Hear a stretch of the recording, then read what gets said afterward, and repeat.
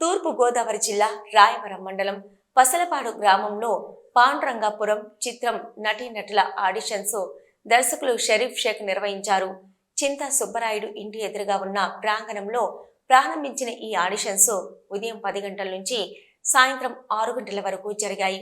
ఈ ఆడిషన్స్ ఉమ్మడి తూర్పు గోదావరి జిల్లా వందల సంఖ్యలో నటీనటులు హాజరై తమ నైపుణ్యాలను ప్రదర్శించారు.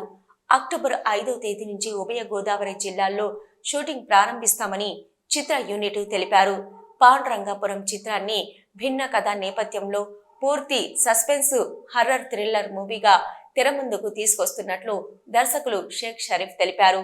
SS connect film makers banner పై ప్యాన్ ఇండియా చిత్రంగా రూపొందిస్తున్న పాండురంగాపురం చిత్రాన్ని పాత కొత్త నటీనటుల కలయికతో విభిన్న రీతిలో రూపొందిస్తున్నట్లు దర్శకులు తెలిపారు. ఈ చిత్రానికి నిర్మాతగా జి మంజునాథ్ రెడ్డి, కో డైరెక్టర్గా అజ్మీర్ వీరప్రసాద్, గోదావరి జిల్లాల పిఆర్ఓగా రాజు, మేనేజర్గా కర్రి రామారెడ్డి వ్యవహరిస్తున్నారు.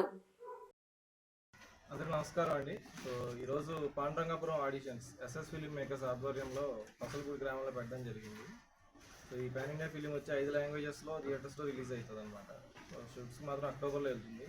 సో పసలపూడి ఒక్కటే కాదు, ఇలా కాకినాడ, వైజాగ్, విజయవాడ, బెంగళూరు, తిరుపతి, నెల్లూరు, కడప ఇలా అన్ని జిల్లాల్లో ఆడిషన్స్ పెట్టుకుంటూ ఆర్టిస్ట్ని సెలెక్ట్ చేసుకొని కొత్త వాళ్ళనే కాదు ప్యాడింగ్ ఆర్టిస్టులతో ఈ కొత్త వాళ్ళని కలిపి ఒక మంచి సినిమాని సస్పెన్స్ థ్రిల్లర్గా డిసెంబర్లో రిలీజ్ చేయాలని ఈ ప్రోగ్రామ్ అయితే చేసాం. సో ఈ పసలపూడి కార్యక్రమం మొదటి రోజు సక్సెస్ఫుల్గా నడిచింది. సో మా రాజుగారు కూడా 4 రోజుల ముందే వచ్చి ఇక్కడ పసలపూడి గ్రామంలో అందరినీ ఏర్పాటు చేసి పబ్లిసిటీ చేసుకుని ఆడిషన్స్ అందరినీ రావడం చాలా మంచిగా అనిపించింది. సో అంతే. 5 భాషల్లో రిలీజ్ అవుతున్న పాండురంగాపురం మూవీ అండి. ఇది కంప్లీట్గా సస్పెన్స్ థ్రిల్లరు. ఈ మూవీ అంతా కూడా తలకోన ప్లాన్ చేసుకున్నాము. అలాగే మన ఈ ప్రాంతాలు కూడా షూటింగ్ కూడా ప్లాన్ చేస్తున్నాము.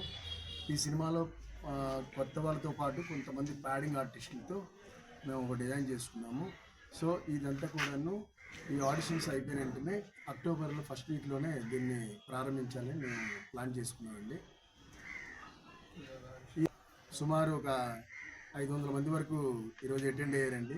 దాంట్లో కొంతమంది మేము టైమింగ్ ఉన్న ఆర్టిస్ట్ని సెలెక్ట్ చేసుకొని వాళ్ళకి మేము డేట్లు అనౌన్స్మెంట్ చేస్తామండి.